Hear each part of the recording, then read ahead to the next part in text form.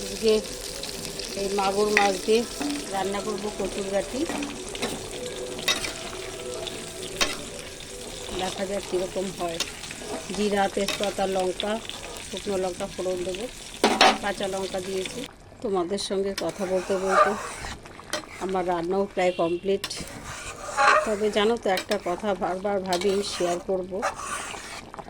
নিজের মনে অনেক কথা বলে চলি, কিন্তু সেগুলো আর হয় না বলা।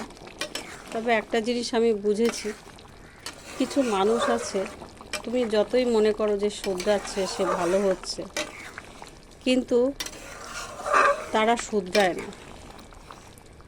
তারা তাদের মতোই চলে, তারা সেইভাবেই থাকবে। তাই সেটাকে মেনে নিয়ে চলতে হবে।